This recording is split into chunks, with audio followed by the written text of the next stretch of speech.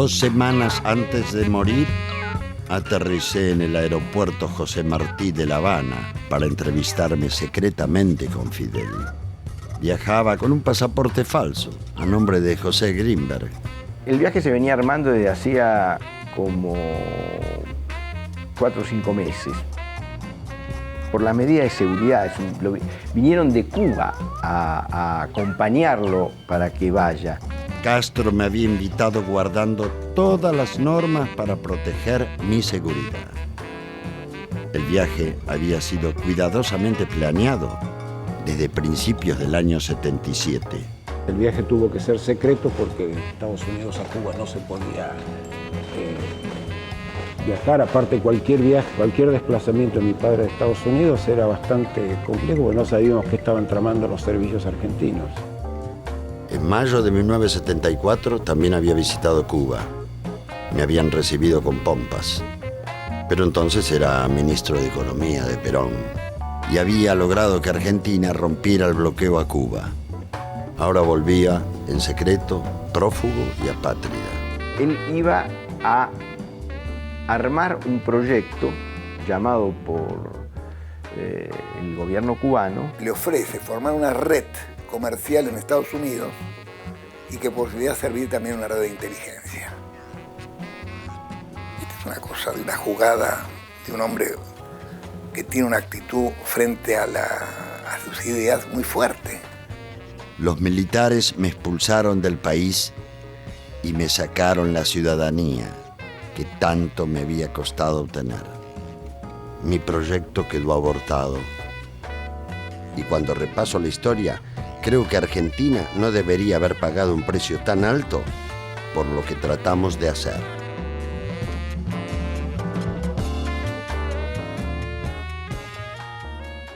Gelbart era un señor inmigrante que vivía en Tucumán. Hablaba como tucumano o catamarqueño, según la situación. José era un tipo muy campechano, un tipo muy simple, que no hablaba demasiado. Nunca me pareció un hombre culto. Era sumamente inteligente. Un individuo de gran capacidad negociadora. Más era un político que un empresario.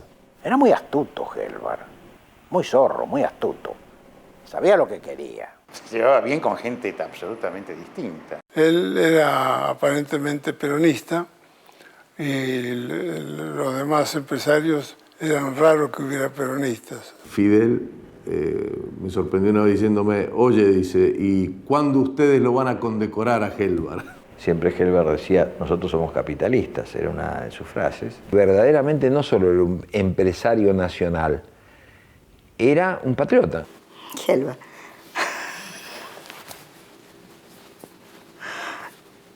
Era él.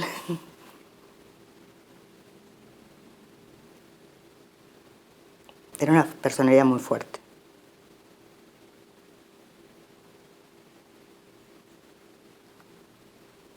Pero muy humana a la vez.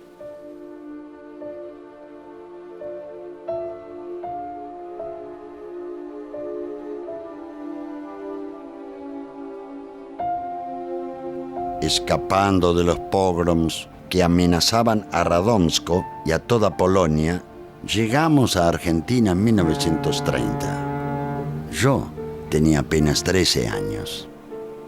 Nosotros vinimos el año marzo, 1930, el 1 de marzo. Nosotros viajamos en el barco Galeria, un barco grande, muy hermoso, y viajamos había primera, segunda, tercera. Nosotros estábamos en tercera porque creo que cuarta no había. La verdad que llegar en los 30 a la Argentina era complicado porque ya había venido la ola antisemita fuerte del 19, de la Semana Trágica, con la creación de la Liga Patriótica dirigida por Manuel Carles, que tenía un profundo contenido antisemita, antiobrero y antisemita, ¿no? Meses después, los militares derrocarían al gobierno de Irigoyen. Sería el primero de los tantos golpes de Estado que se darían a lo largo del siglo.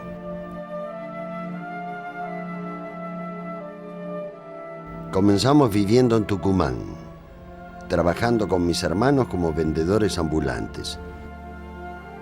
pocos años después, ya empezó con sus primeras militancias políticas. Algunas cosas me contó él, otras me contaron otros, pero era básicamente una en defensa de los judíos, básicamente era judío contra nazis en Tucumán.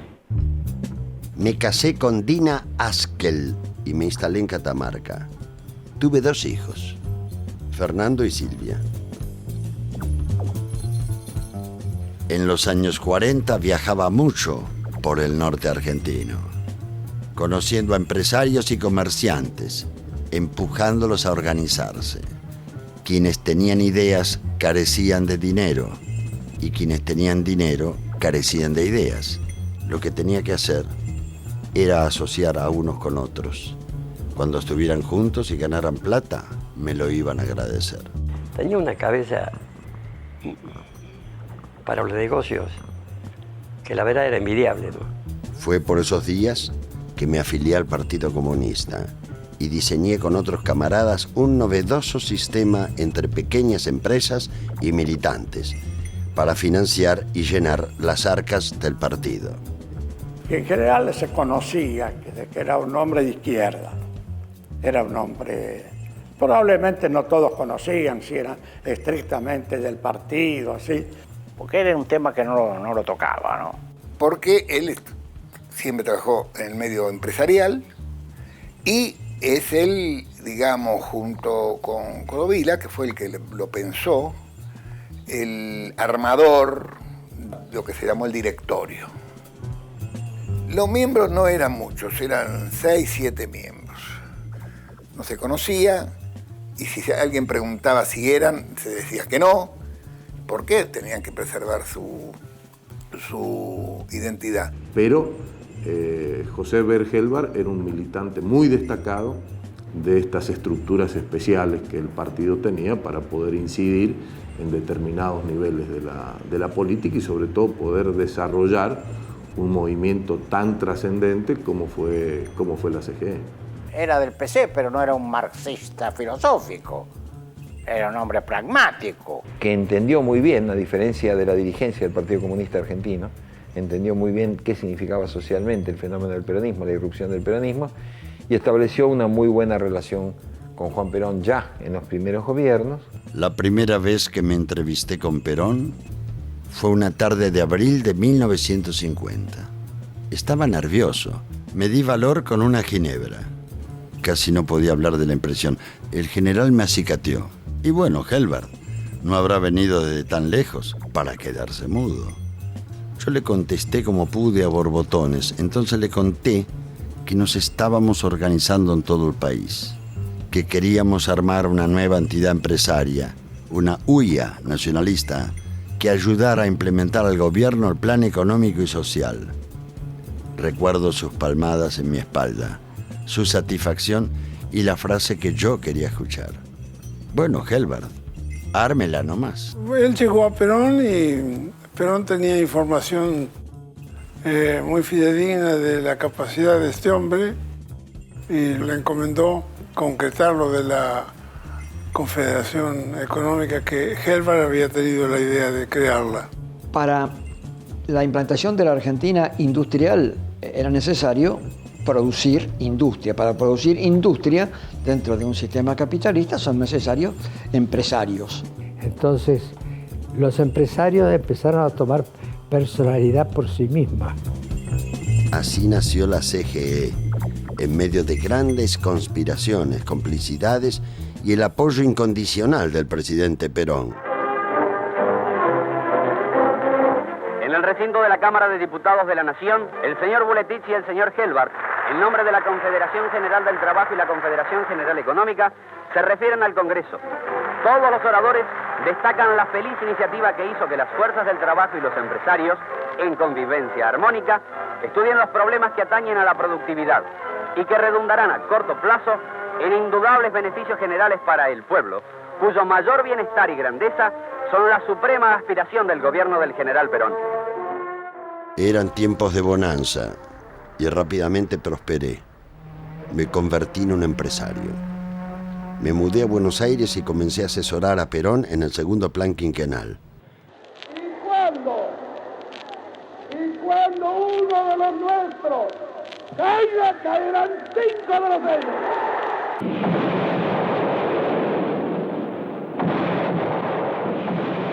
Perón fue derrocado en 1955 y se marchó a un exilio que duraría 17 años. El pueblo se da cita en el lugar de los grandes acontecimientos históricos, la Plaza de Mayo. Aramburu había intervenido la CGE y peligraba nuestro patrimonio.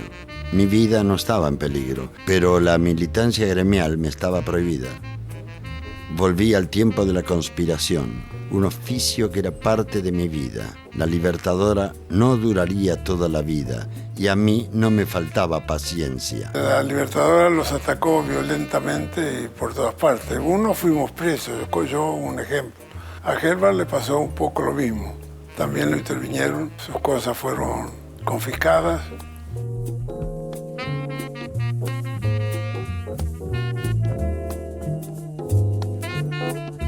Con Frondizi recuperamos la CGE y el país la posibilidad de crecer. Con el presidente Frondizi creo que había una gran comunión de ideas. Pero por poco tiempo. América Latina deberá El desarrollismo tempranamente se convirtió en una torpe cadena de confusiones. Frondizi no pudo resolver las contradicciones y dio lugar a los enemigos del pueblo. Por un proceso de inestabilidad política y desestabilización de los sectores de la derecha liberal, que incluso en distintos gobiernos tratan de imponer sus propios ministros de Economía, como le pasa a Frondizi con Álvaro Alzogaray. Buenos Aires fue derrocado el presidente Frondizi. Asumieron el poder las Fuerzas Armadas.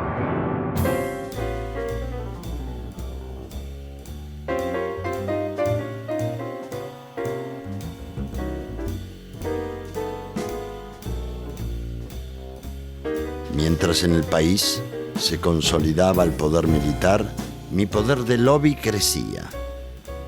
Con Manuel Madanes, el dueño de FATE, hicimos un gran arreglo que uniría nuestras familias por siempre y las pondría a resguardo mutuo. Me asociaría a su empresa siempre y cuando me alejara del Partido Comunista. Lo hice formalmente, pero seguí fiel a mis ideas. Con $500,000 me hice cargo de una parte de FATE, pero solo sería el principio de los negocios con Manuel. Debe destacarse que desde hace 11 años, Bobrón provee de conjuntos de embrague a todas las fábricas de automotores y tractores del país. Con Julio Bronner también me asocié en su fábrica Bobrón. Terminó perseguido como yo, por ser judío, por ser mi amigo y socio y compañero en la CGE. ¿Y qué orientación o qué características tienen que tener las políticas que se fijen? Bueno, es casi obvia la pregunta, Villarroel, para mí. Las políticas tienen que ser eminentemente nacionales, de hondo contenido nacional, como reclama la inmensa mayoría de nuestro país, naturalmente. Hay una figura a la que se considera importante o que produce hechos importantes, todo lo que pasa alrededor de esa figura empieza a tomar un significado político. Gelbard era tan importante que, por supuesto, había una concentración de personas que estaban afectadas o a intereses políticos o intereses económicos, o a los dos. Bueno, yo le digo que si usted me pide una escala de los hombres políticos que más admiro por su capacidad y su cintura, entre los primeros lo pongo a José Gelbard, ¿no? Sabía muy bien cómo moverse en esos terrenos, ¿no? Con los militares, con Lanús, con los peronistas, pero él era un tipo, realmente le digo, no lo digo porque, pero era un tipo excepcional. Tenía una calidad para esas cosas realmente espectacular. Yo he conocido políticos en mi vida, pero de la cintura de José y de su capacidad de persuasión, he conocido pocos. Con el general Lanús logré una gran comunión de ideas y muy buenos negocios. Hacía tiempo que la Fuerza Aérea quería el desarrollo del aluminio y Lanús se abogó para que Alvar, es decir, Madanes y yo, quedara finalmente como ganadora de la licitación de la planta lumínica de Puerto Madryn. El Estado se iba a encargar de brindarnos la energía necesaria para el funcionamiento de la planta, dándonos además amplias ventajas fiscales. Por un lado, el país quería tener aluminio y era una justa reivindicación, pero la forma que se utilizó para tener el aluminio fue verdaderamente escandalosa. El Estado Nacional invirtió el 85% y Aluar solamente el 15%. Mi parte consistía en abultar la cuenta bancaria de algunos brigadieres y fundamentalmente impulsar el Gran Acuerdo Nacional, un acuerdo cívico-militar que la NUCE iba a encabezar gustoso. Pero yo también tenía reservada una carta desde hacía 17 años. Gelbard siempre continuó visitándolo al general, creo que con más frecuencia los últimos años. A pesar de su exilio, nunca había perdido los contactos con el general. Siempre que podía le hacía una visita a Madrid.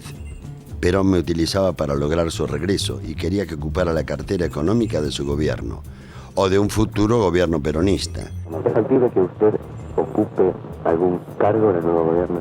Nadie me recibe ningún cargo y yo espero y deseo no ocupar ninguno. Y aunque yo prefería quedarme con mis empresarios en la CGE, acepté el cargo.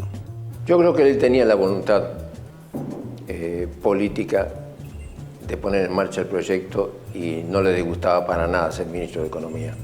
Ya entonces Perón había decidido que él fuera el ministro, a pesar de que él manifestaba su intención de no serlo. Él siempre manejó los hilos del poder desde otra manera, desde, digamos, nunca le gustó poner su cara. Lo último que pasaba por su cabeza era ser ministro. Pero bueno, lo real es que para Perón era el constructor de un escenario muy interesante de la vida política argentina. Perón, una de las cosas que dijo, que él no iba a aceptar la candidatura presidencial si Gelbard, a su vez, no aceptaba ser su ministro de Economía. No pudo evitar aceptarle el ministerio. Pero si alguna cosa a nosotros nos causaba ictericia, era verlo a Gelbard trabajando por la candidatura de la NUCE, o tan cerca de la NUCE, ¿no? Bueno, él en el fondo era partidario del GAN, y yo no sé si Gelbard en el fondo hubiera preferido que la NUCE fuera el presidente y no Perón. Y el acuerdo nacional que ya había establecido el gobierno. Bueno, el gran acuerdo nacional, que solo estuvo en la imaginación, tenía un solo objetivo: provocar unas elecciones para entregar el gobierno y salvar el prestigio y el honor de las Fuerzas Armadas. Claro, lógicamente tenía que fracasar porque el objetivo era tan pequeño, porque el verdadero objetivo, lo que hay que salvar es a la República Argentina, no a sus Fuerzas Armadas. El regreso del general consolidaba un frente muy amplio de fuerzas políticas similares, con eje en el peronismo y con fuerzas que se sumaban al programa peronista con ligeras variantes. Chao, doctor. Chao, Ernesto. Mucho cariño por su casa. Modo usted, doctor. Que tengas gracias.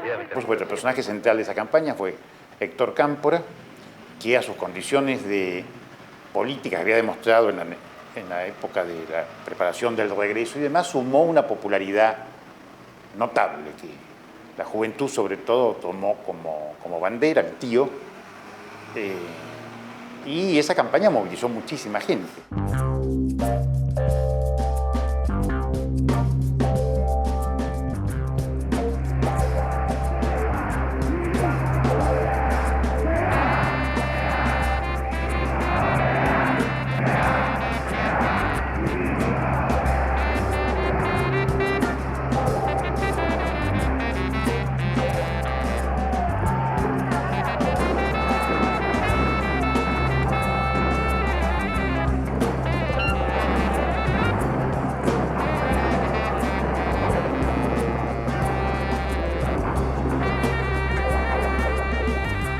No lo voté a Cámpora, pero estaba dispuesto a trabajar con él porque era el hombre que Perón había elegido.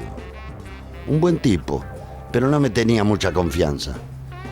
En la madrugada del 25 de mayo del 73 terminé de diseñar el gabinete económico. Eran las vísperas de la toma del poder. La oportunidad de cambiar esa vieja alianza de terratenientes y grandes empresarios, aunque sabía que no sería fácil.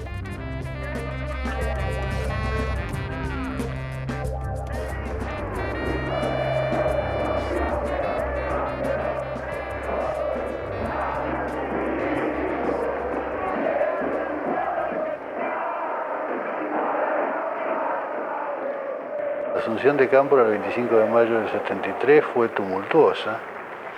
Recuperábamos el gobierno para el peronismo después de 18 años de adversidad y había un proceso de ruptura, quiero decir, a diferencia de otros episodios por el estilo, este era un caso en el cual había un claro divorcio entre el gobierno saliente y el gobierno entrante. Y ahí es uno de los tantos desfases y cruces, ¿no?, que a veces se producen en los procesos políticos que son absurdos. Una vez me dijo Gelman a mí, ustedes en realidad tenían que haber hecho la alianza conmigo y no con Cámpora. Ustedes se equivocaron. ¿Por qué no hicieron la alianza conmigo? ¿Por qué con Cámpora, que era un conservador? Dijo. Y creo que Cámpora lo toleraba, pero no lo quería, ¿no? No era del riñón de la gente que lo rodeaba a Cámpora, ¿no? Él lo veía como una suerte de cuerpo extraño al peronismo. Pero claro, se encontraba ante la posición de Perón. Perón lo consideraba a Gelbar uno de los puntales de su futura acción de gobierno. Entonces, seguramente cuando hace su gabinete, Perón le dice a Cámpora, ministro de Economía, Gelbar. Y Cámpora acepta.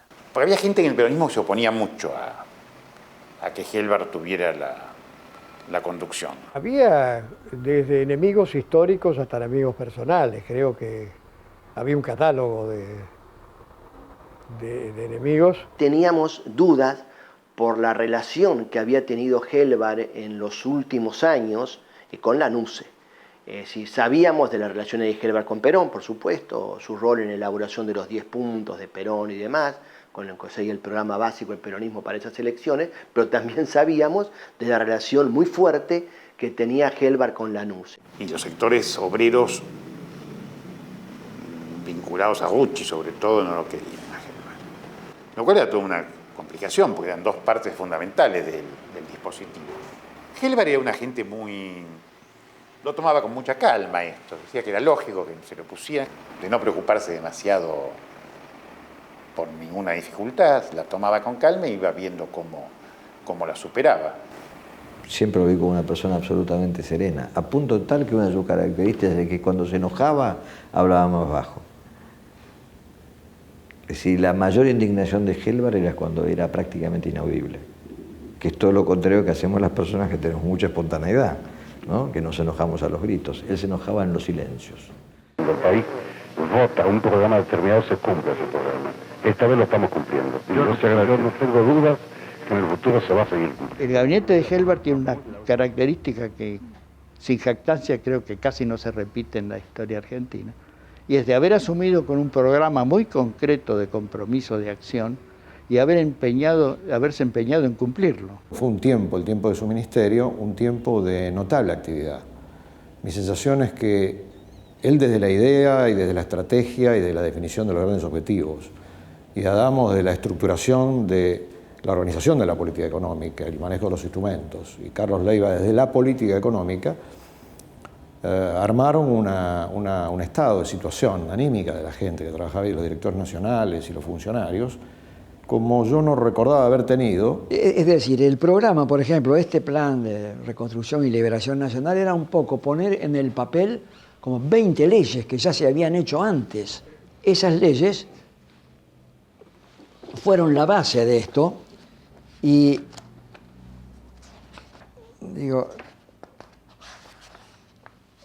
fueron... Ley de inversiones extranjeras. En el Proyecto de ley sobre comercialización de granos y carnes. Ley de fomento agrario. Ley de corporación de empresas nacionales. Ley de promoción industrial. Ley de suspensión de desalojos. Ley de representantes de empresas extranjeras. Proyecto de condonación de sanciones, multas, recargos e intereses por infracciones impositivas. Ley de represión penal para las defraudaciones fiscales. Ley de promoción minera.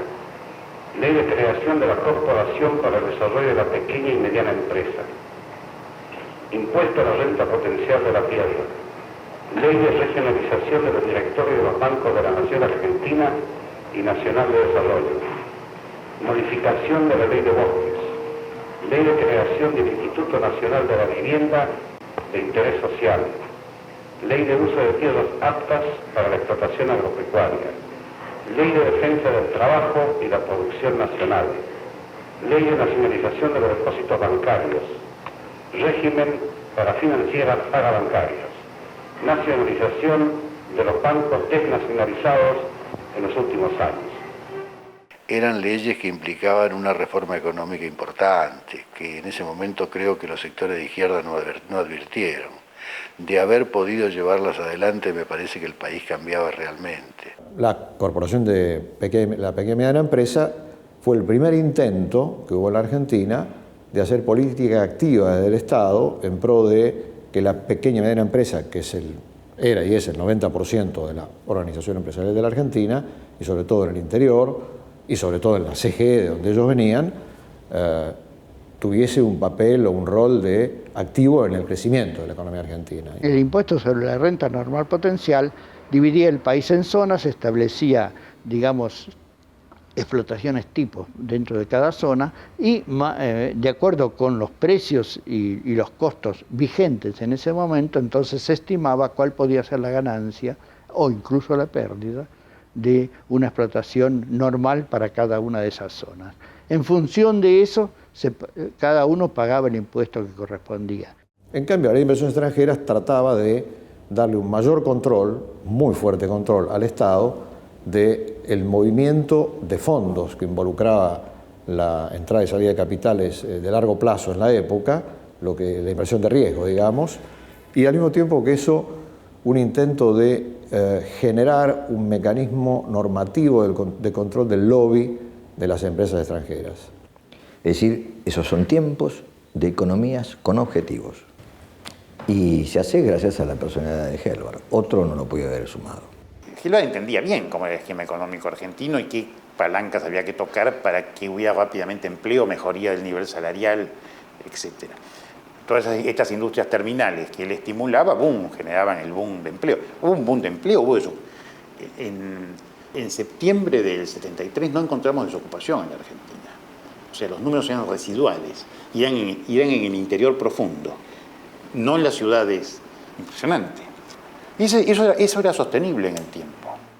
Desde la izquierda peronista, el programa de Helvar era visto con reservas, en el sentido de que quienes embanderaban o enarbolaban la patria socialista, era un programa que era claramente capitalista de mejor redistribución del ingreso, esto es clarísimo. El planteo que se hace es del pacto social, que de alguna forma consolidaba una política del mitimita. Nosotros frente a eso no teníamos grandes objeciones desde el inicio. Fuimos teniendo meses más tarde objeciones. Planteamos que había que de alguna forma jerarquizar más la relación con el movimiento de los trabajadores y crear mecanismos que permitieran que fuera adquiriendo mayor fuerza. Y la crítica fundamental tenía que ver a las propias organizaciones sindicales representativas de los trabajadores, que decíamos que en el mita y mita tenían que exigir mayores cuotas de poder, mayor cuota de participación en la estructura interna de los ingresos. Dirigir todo el gasto hacia lo productivo, es decir, productivo, nosotros entendemos productivo no solamente las fábricas, también la salud es productiva, el bienestar es productivo y una cantidad de elementos, es decir, la educación es productiva que también tiene aumentos notorios. Él me hacía chicanas como por ejemplo decirme, ¿pero usted cree que puede andar un frente que es conducido por la burguesía y no por la clase trabajadora? Él, que era el representante, le dije, no, un momento, no me haga trampas dialécticas. Se supone que usted es el representante de la burguesía nacional y se supone acá que yo soy el joven radicalizado, ¿no es cierto?, y socialista, que tengo que defender lo de los trabajadores. No me coloque usted el papel de la burguesía y se coloque usted el de los trabajadores. Le digo, no, espere, no, esa no, don José, no vale. No me haga esa chicana, usted salta de un lado para el otro, se mataba de risa. Yo lo visité más de una vez. Yo estaba con Arturo Jaureche en la dirección de la editorial de la universidad y necesitábamos plata, naturalmente. Cada vez que lo llamábamos decían, no me van a pedir plata, ¿no? Y era para eso que lo llamábamos. Y él nos ayudó con crédito para la editorial de la universidad, que tenía muchas deudas acumuladas de antes. Y ahí pudimos respirar gracias a la presencia de Helbar en el Ministerio de Economía. Helbar trataba de no llevarse mal con nadie, ¿no? Y bueno, lo lograba, porque se llevaba bien con gente absolutamente distinta. Helbar lo apreciaba mucho, Rucci, porque Rucci, a pesar de su gesto áspero, entendió muy bien toda esta dinámica del pacto social. Y Rucci, jefe del sindicalismo, dijo aquella noche en la que firmó un ajuste salarial muy inferior al que se había previamente explicitado, que resultó en un aumento del salario real mucho más alto del que nadie podía imaginar. Fue felizmente una medida acertada. Rucci dijo: hoy he firmado mi sentencia de muerte. Es mi sentencia de muerte.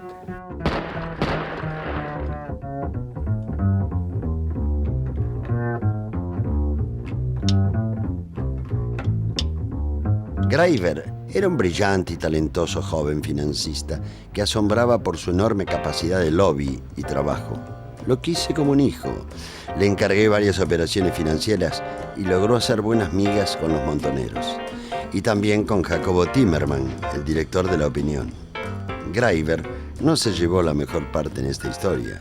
Sí se había conversado con Helbar sobre el tema de Greiber, lo había de alguna forma recomendado este vínculo.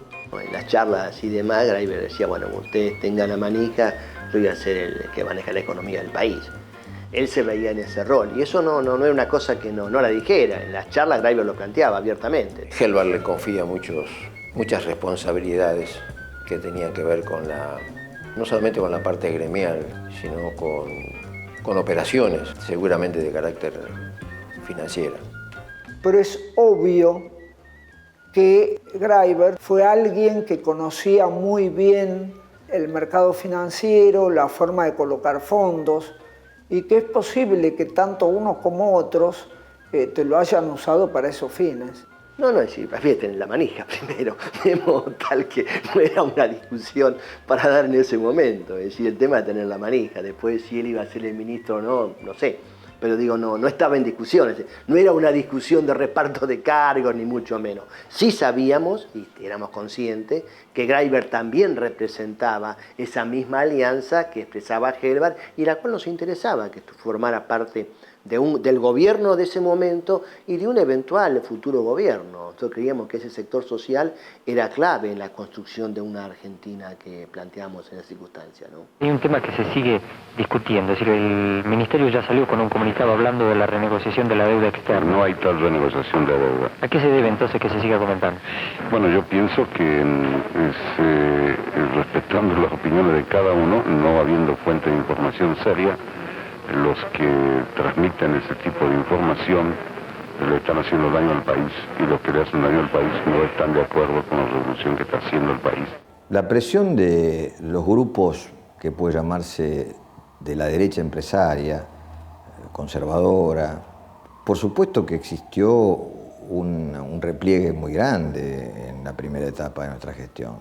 Primero se produjo una decisión de esperar el fracaso, como es lógico. Decir, bueno, esto es algo que inexorablemente se va a caer, que va a producir una estampida inflacionaria, va a haber grandes conflictos. Y felizmente eso no se produjo. Ellos eran enemigos del pacto social, enemigos de José Helbar, enemigos de la intervención del Estado, enemigos de todo aquello que buscaba la equidad y la autonomía de la nación. El poder era demasiado monolítico por una parte, y del otro lado también el temor a un fracaso de esta propia política también era grande, porque no hay que olvidarse que, en definitiva, el pacto social, nuestra gestión, era una instancia que bloqueaba o obliteraba la posibilidad de algo que había estado allí como un campanazo, que era la rebelión de la JP y la tendencia, que tenía medios de comunicación y expresaba, por supuesto, un programa muchísimo más duro.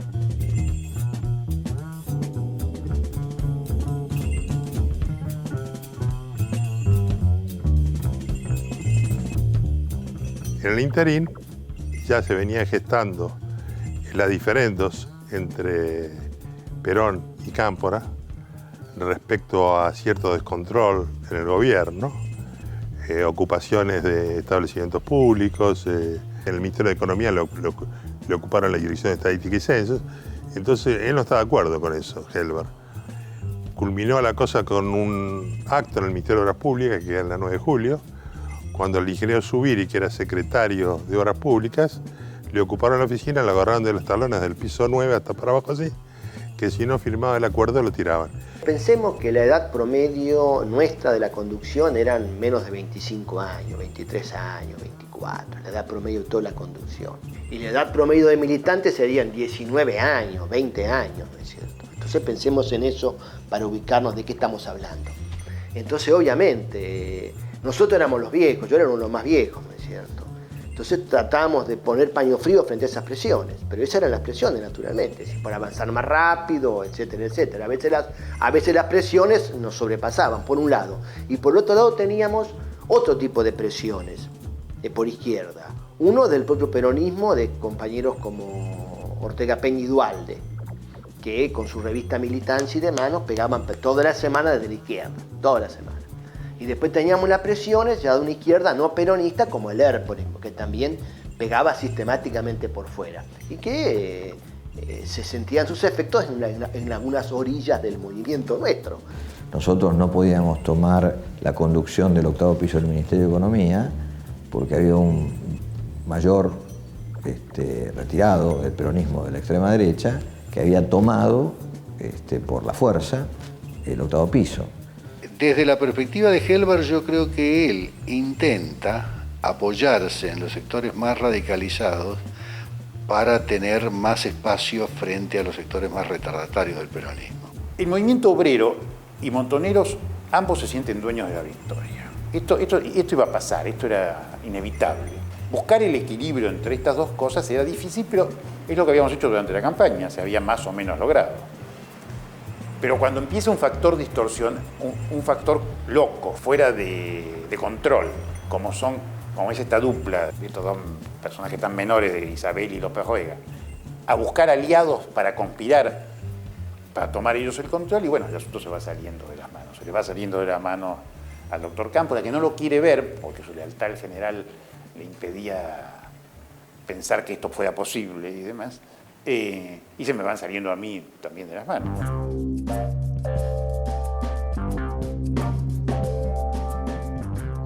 La lucha dentro del peronismo entre la tendencia revolucionaria y el sindicalismo era día a día más violenta.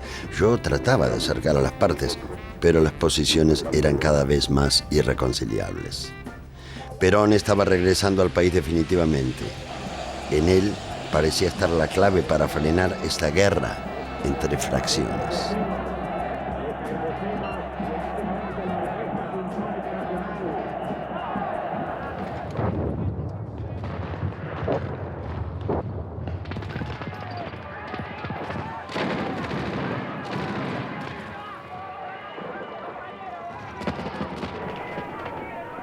La noche de 6 al Ministerio del Interior, Helber estaba muy crítico en relación al manejo de los medios que hacía Castañeda de Dios.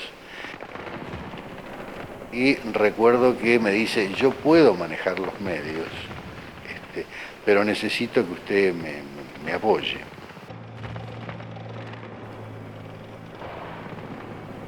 Entonces delante mío lo llama Romay, el 9 era un incendio, la pantalla del 9 era un incendio, Entonces le dice, mire, estoy con el ministro del Interior, le dice Helbar, Romay, y estamos viendo la pantalla de su canal, no lo haga más, y le colgó.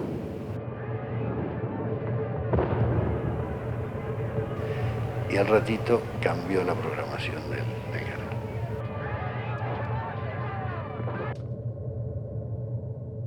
Y ahí sale Rucci acusado como responsable importante de ese tema, de ahí viene la muerte de Rucci meses después, y Perón toma partido por los sectores que él conocía y que le aparecían a él como los que le obedecían y no le creaban problemas. Un Perón muy disminuido, con muy poca capacidad ya de mediar políticamente, y con la casa copada por López, Isabel.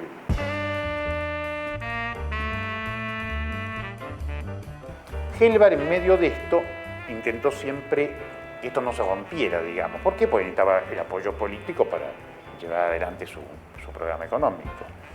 Hay un intento de recomposición esa misma noche en mi casa, junto a Rucci, precisamente con Roberto Perdía. Tenemos una reunión en la casa de Juan Manuel Abalmedina, nos convocan esa noche, urgente, para discutir un acuerdo a los fines de parar la mano. Y quedamos en algunas cosas que se empiezan a cumplir a la mañana siguiente, pero finalmente se van. El gobierno, don Héctor no era para eso ya, don Héctor Cámpora. Pero Helbar siempre intentaba, y mientras tanto iba llevando adelante un esquema económico que iba funcionando muy bien. Mire, yo no sé si esto es indiscreto decirlo, pero yo recuerdo que en esos días decisivos en que aparece la posibilidad de ser desplazado del poder Cámpora, yo lo vi muy contento a don José. No sé si me explico. Está claro que Ezeiza es una derrota para los sectores progresistas, que podían haber sido aliados de Helbar en la etapa. De todos modos, él subsiste a Ezeiza y subsiste inclusive al cambio de gobierno.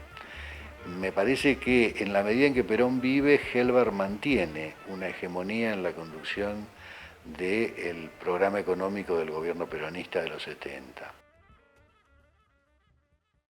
¿Cómo le va, señor ministro? Buenas tardes. ¿Cómo está usted? ¿Cómo está? ¿Cómo se encuentra para esta nueva misión que emprende el gobierno argentino? Muy bien, nos encontramos muy preparados. Como hace tiempo que veníamos propagándola, estamos todos listos.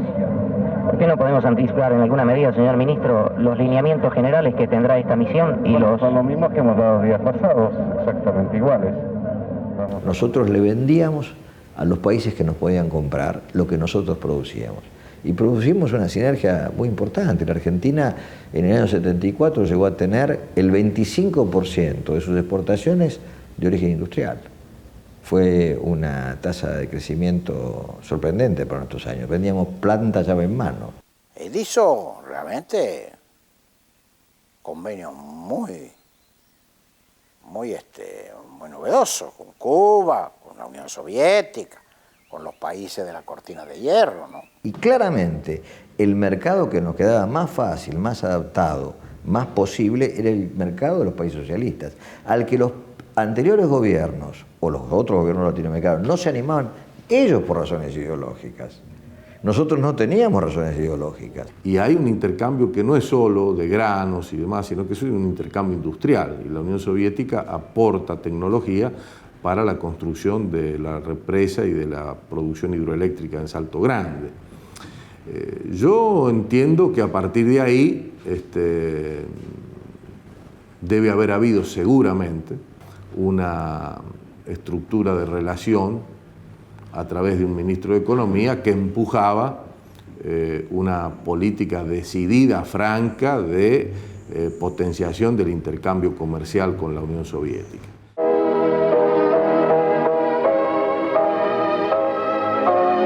В Кремле председатель Президиума Верховного Совета СССР Николай Викторович Подгорный принял личного представителя президента Аргентинской Республики, министра экономики Аргентины Хосе Хельберта, находившегося в Советском Союзе во главе аргентинской правительственной делегации.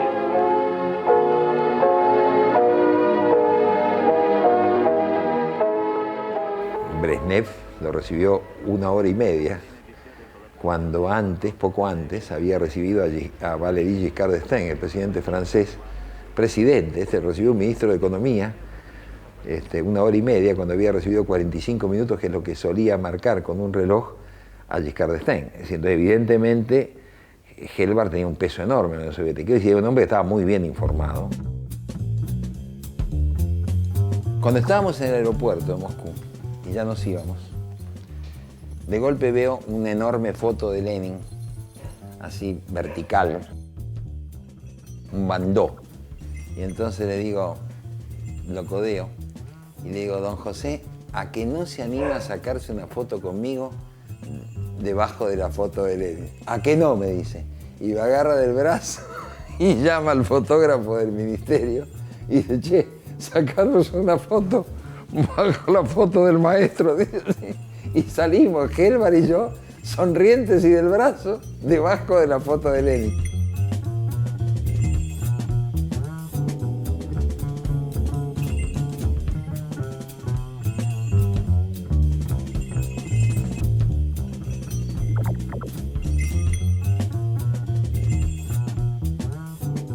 Entre las actividades de mi padre como ministro estuvo una misión comercial a Polonia, donde él pidió volver a su pueblo natal, Radomsko.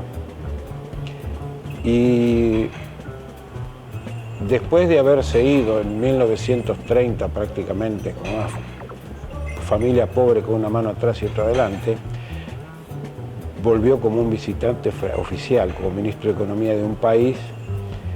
Fuimos recibidos por el alcalde de la ciudad, le dieron a besar el pan y la sal. Y conversando con él a solas, en un momento, me dijo que sentía un pequeño placer de poder volver a Radomsko. No era muy habitual de él decir una cosa así, pero era una pequeña, digamos así, venganza, de poder volver así de donde se había ido cuando se tuvo que ir porque las cosas estaban muy mal y porque como judíos no los trataban tan bien necesariamente. En el Ministerio de Economía, su titular, ministro José Helmbar, y los funcionarios que lo acompañaron en la misión que visitó la Unión Soviética, Polonia, Checoslovaquia y Hungría, se refieren a los resultados de esta misión. Comerciamos con todo el mundo y vamos a incrementar las relaciones con todos los países que podamos. Como consecuencia de la nueva política económica, es mayor la actividad interna.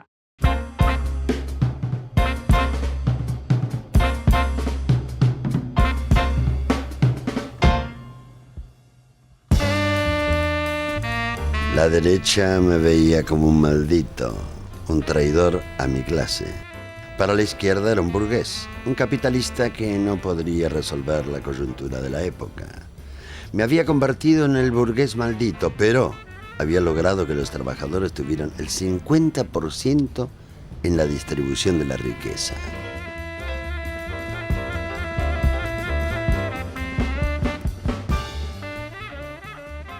Perón en la presidencia significa la definitiva pacificación de la Argentina. Significa la acentuación de la lucha contra el imperialismo y consiguientemente el logro seguro, cierto e inmediato de la liberación.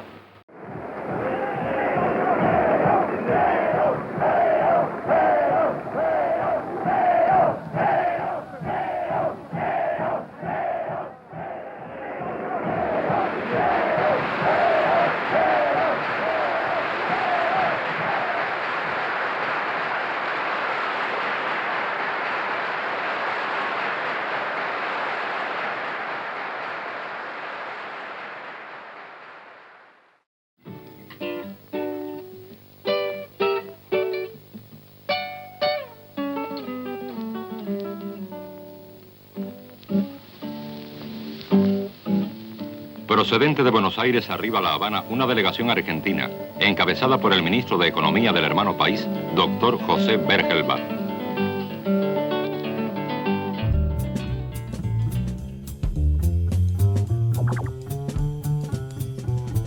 En el periodo Helmbar se rompe el bloqueo a Cuba. Cuando estas grandes compañías como la Ford no querían mandar sus autos a Cuba, alegando el bloqueo. Básicamente los americanos, particularmente el manager de Ford. Fue un desafío. Entonces, obviamente, al escuchar que alguien decía que no podía hacer algo en la Argentina violando el principio de la soberanía que esa bandera representaba, Helbert les dijo, ustedes se llaman Ford Motor Argentina, ¿no? O sea, la palabra Argentina es importante, ¿no? O es una palabra simplemente por razones jurídicas, ponen Argentina. Bueno, ustedes se llaman Ford Motor Argentina y por lo tanto hacen lo que las autoridades de Argentina consideran que se debe hacer. Si las autoridades de Argentina determinan que le van a vender autos a Cuba, ustedes le venden autos a Cuba o no operan en la Argentina. Lo cual era obviamente una ecuación muy sencilla.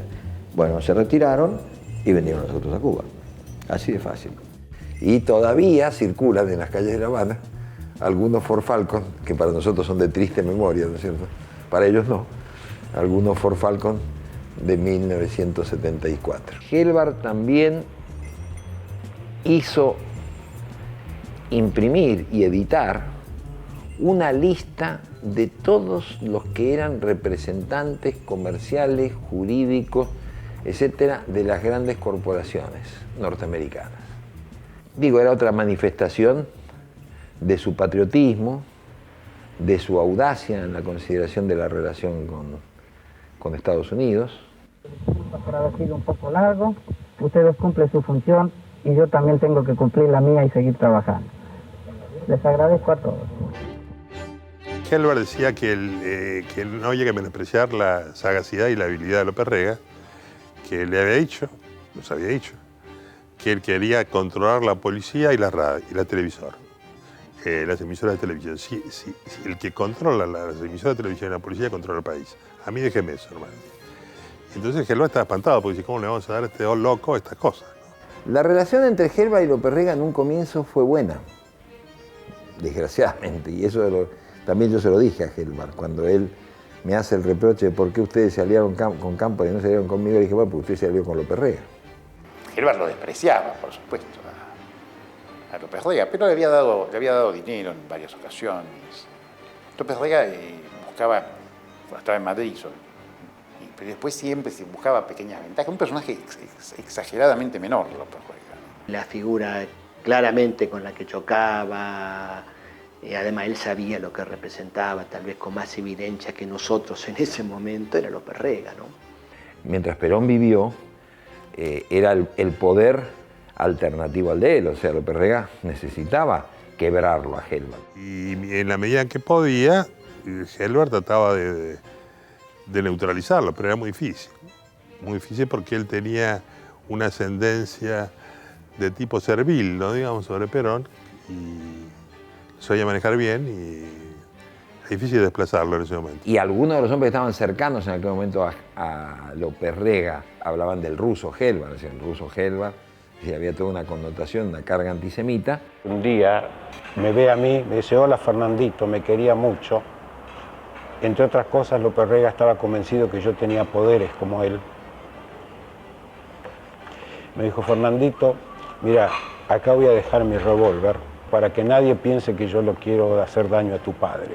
Ya tenía información de que podían tener algún atentado, que podían tener algunos problemas. Incluso cuando empezó a tornarse muy ríspida la confrontación entre Perón y nosotros, él me dijo, quien puede ser un vehículo para acercarlos puede ser la señora. Yo voy a hablar con la señora, yo quiero hablar con la señora decía, la señora puede ser el vehículo. Yo le expresé mi escepticismo, ¿no? Le dije, yo creo que ella también es fascista, pero bueno, si usted quiere intentarlo, y además es tonta.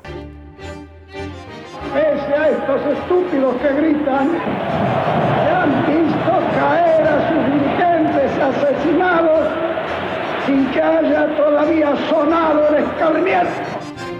Y en mayo del 74, después del famoso episodio de la plaza, del 1 de mayo del 74, en que, como siempre se suele decir, Perón nos echó, en realidad nos fuimos, no es que nos echó. Él me dijo, che, lo veo esto terrible, yo pienso que hay inofensiva, me dijo él, yo pienso que hay inofensiva de la ultraderecha, esto no para, y la cosa va a ser muy terrible, va a ser muy peligrosa. Él me dijo, siendo todavía ministro, que evidentemente la derecha iba a aprovechar la posible desaparición de Perón para recuperar el poder y que era casi seguro que así lo hiciera. Todos teníamos conciencia y el país temblaba cuando se pensaba en la posible desaparición de Perón del escenario por fallecimiento. Compañeros, con este agradecimiento quiero hacer llegar a todo el pueblo de la República nuestros deseos de seguir trabajando para reconstruir nuestro país y para liberarlo. Esas consignas que más que mías son del pueblo argentino, nosotros las defenderemos hasta el último aliento.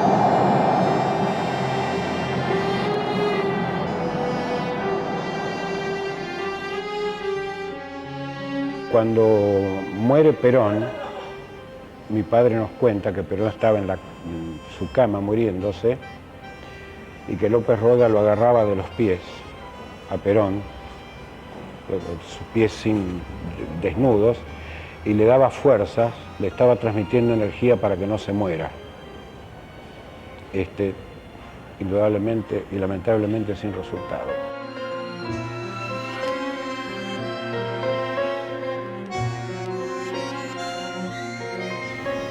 Lo que sí me dijo era que tenía mucha pena por lo que le había pasado al país.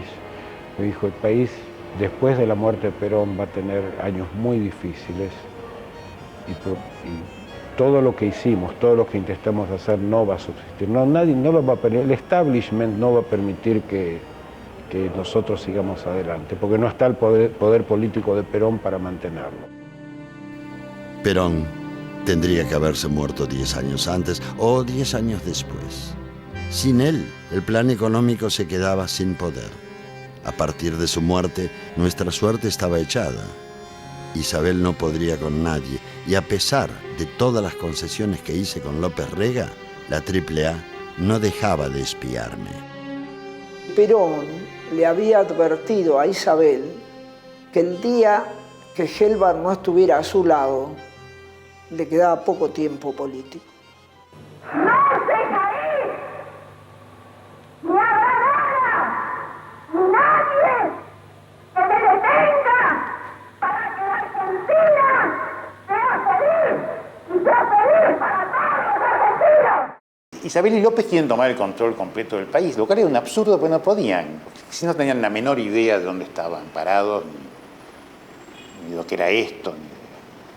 Gelbar intenta irse, es consciente, absolutamente consciente de lo que significaba López Rega, y debo de confesar que tenía un enorme temor en imaginar lo que después ocurrió.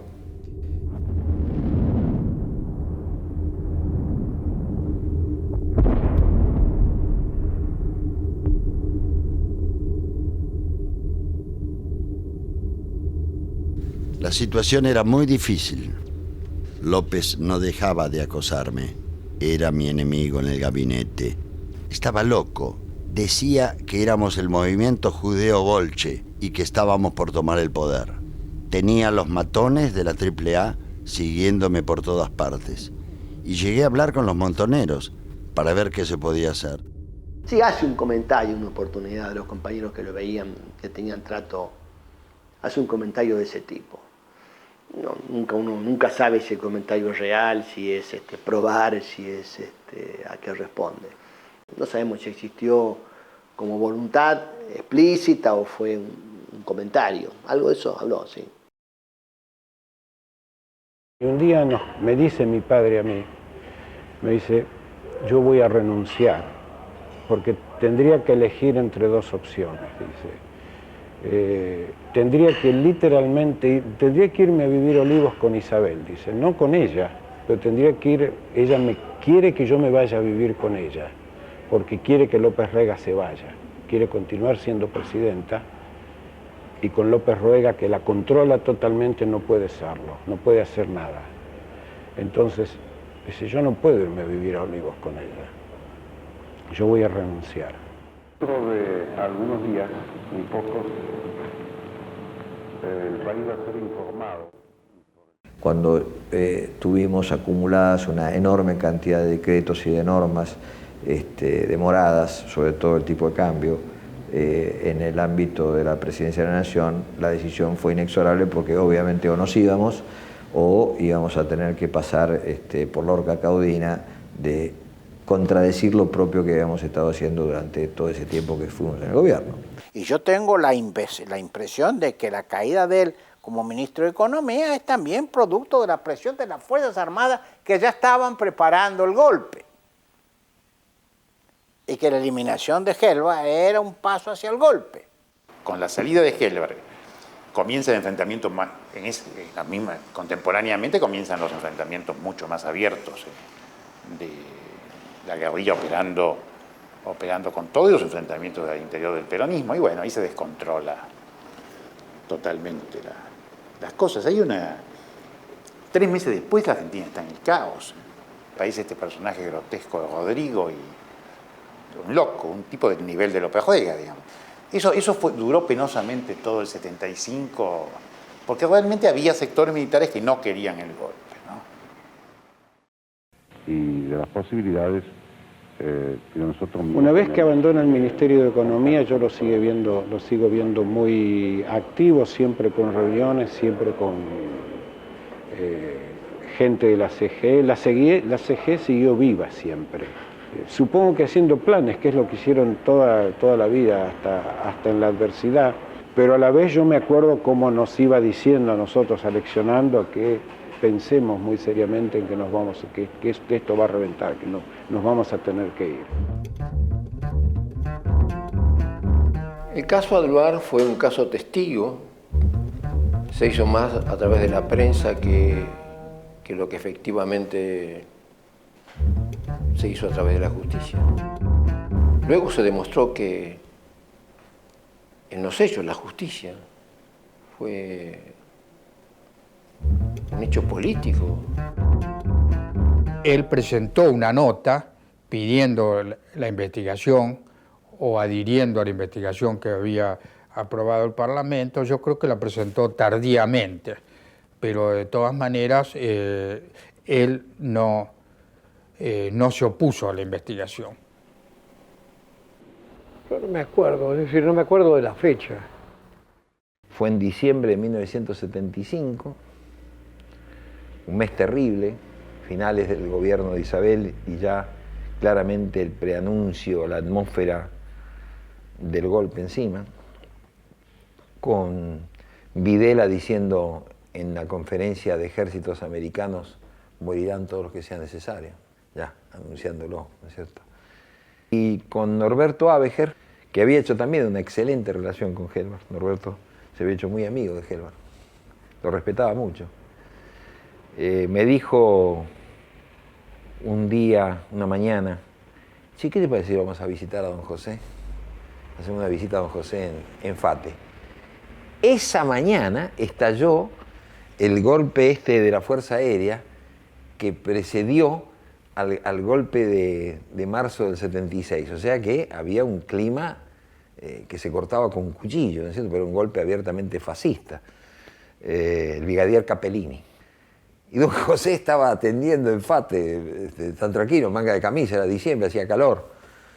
Y fuimos con Norberto y me dice: che, pues usted está loco. Dice: ¿qué carajo hacen acá? Entonces le dije: el que está loco es usted, don José. ¿Qué hace acá? Lo va a agarrar Capellini, que es nazi, y usted que es judío y comunista, y lo va a cortar en pedazos como un salame. Nosotros en medio de todo puede haber una confusión. El brigadier puede decir: estos muchachos son nacionalistas, son montoneros, pero usted lo van a cortar como un salame en rodajas. Bueno, nos reímos recíprocamente. En fin, uno a veces se ríe hasta en medio de la tragedia, en medio de las situaciones más duras, pero era evidente. Me dijo: sí, la verdad que tienen razón, ¿qué hago acá? Estoy bastante loco. Efectivamente esto viene muy mal y creo que desgraciadamente viene algo peor, que viene algo mucho peor que lo que estamos viendo y que tiene un carácter gigantesco, digamos, que ni alcanzamos a imaginar. O sea, ni alcanzamos a imaginar lo que se avecina en la Argentina. Así fue, en vísperas del golpe, Por última vez nos dimos un gran abrazo en Fate. Curioso, ¿no? Yo no sé si es el recuerdo, esa perversidad de la memoria que me hace verlo ahora como que hubo un clima de despedida, ¿no? Y como que nos despedíamos sin saber muy bien quién de nosotros iba a sobrevivir o quién iba a caer. Días antes que Helvar se fuera del país, dijo: muchachos, prepárense,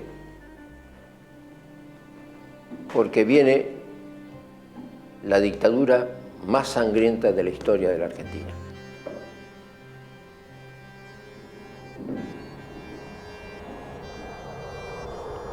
Nunca más lo vi. Y me fui del país, hostigado y acusado de corrupto por el caso Alvar. El golpe militar ya era un hecho. Sabía que se venían momentos muy duros. Intuía una represión feroz. Jamás pensé que no iba a volver. Comenzaba otra historia.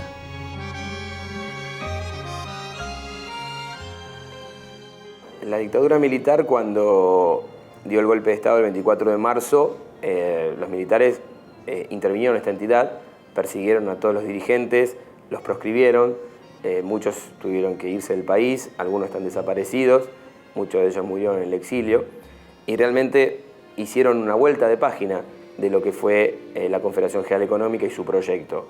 Intentaron dejar morir el proyecto nacional para pasarlo a uno liberal y mostrarnos que cualquier producto importado, cualquier manufactura importada era mejor que la nuestra. El pequeño y mediano empresario nacional pagó muy caro, y todo lo que significara un pensamiento progresista había que aniquilarlo. Se abre, señores, un nuevo capítulo en la historia económica argentina.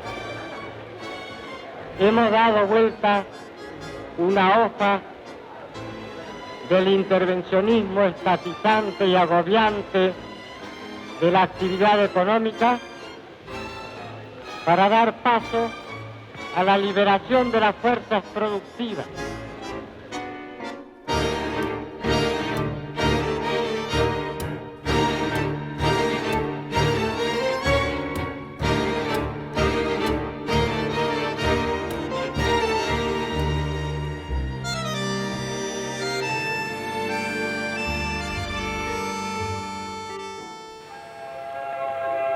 Washington, la capital de Estados Unidos, ciudad verdaderamente internacional.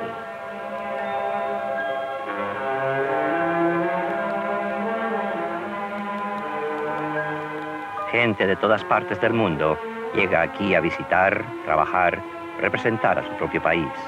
El hecho de tener que irse fue una total y absoluta tortura para mi padre. Se tuvo que ir a un país donde él no hablaba el idioma, donde no tenía a nadie.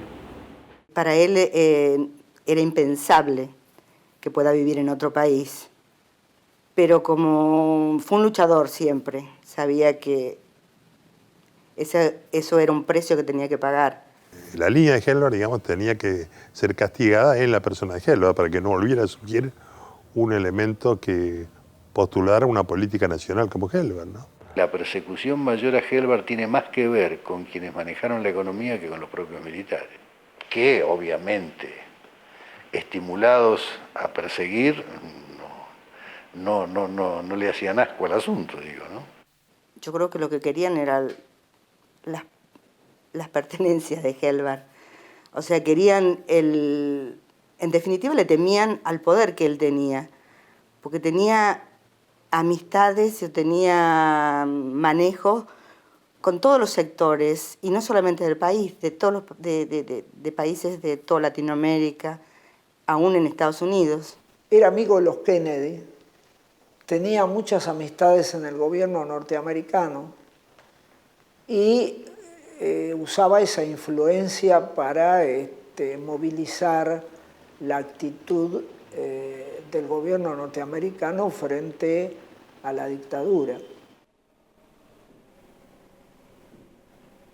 tenía proyectos de Cuba, tenía proyectos para Venezuela, tenía proyectos en Estados Unidos, tenía proyectos, ganas de hacer cosas. A pesar de que, sin conocer yo demasiados detalles, había tenido golpes muy duros, por ejemplo, en la vinculación con Greiber, que la impresión que yo tengo es que sufrió una pérdida importante económica.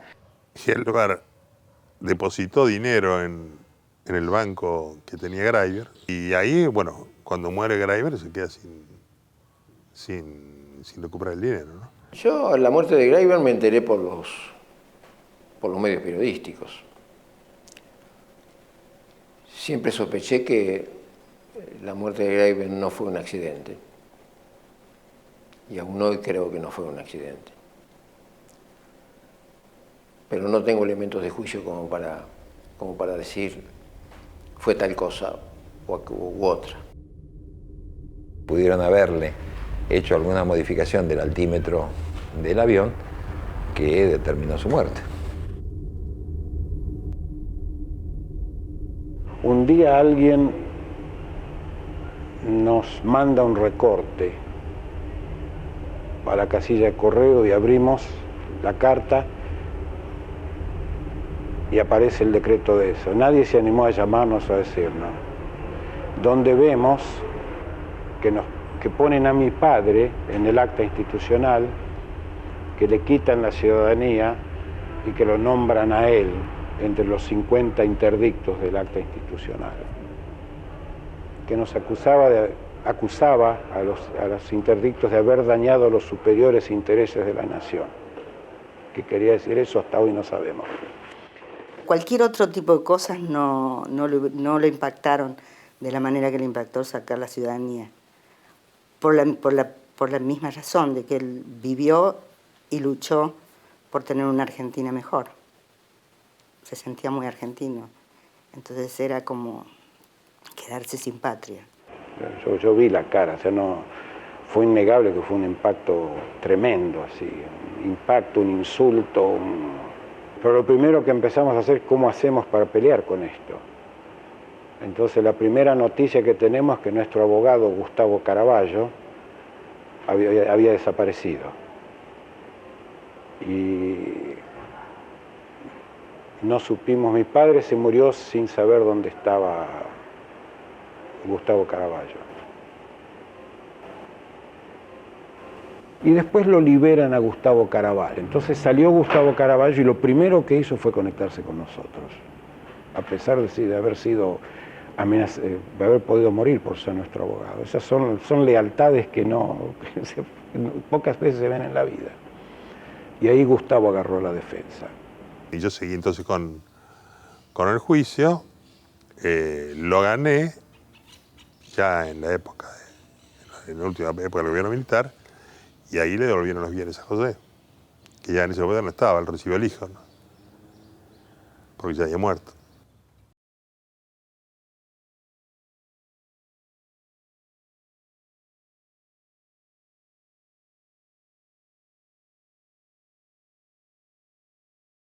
Cuando yo iba a Los Ángeles, siempre, no he dejado una vez de ir al cementerio con mi cuñada, y ella buscaba las flores celeste y blanca, y le ponía a José el ramo celeste y blanco. Y había que buscar, porque no hay siempre flores celeste y blanca, pero ella buscaba. Una vez fuimos por una calle, porque no había, allá no se puede tocar las plantas, en ningún lado, y tocó el timbre que quiere una florcita porque no conseguía. Claro, ella decía, él murió por su patria, y le ponía flores celeste y blanca. Era un dirigente, sin ninguna duda, no cabe duda de eso. Con muy poca formación académica, un enorme sentido común y un gran amor por la Argentina. Y muchos de nosotros seguimos creciendo exactamente lo mismo, adaptados a los tiempos, pero sin cambiar. Yo creo que esas banderas no las habría que abandonar. Es más, creo que no habría que abandonarlos ahora.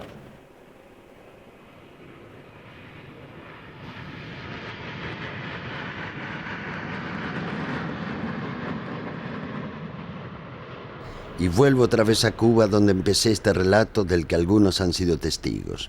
Yo, el gran conspirador, el vendedor ambulante, el bolichero, el judío comunista devenido hamburgués que soñó otro país y que, como a tantos otros argentinos, le quebraron el sueño.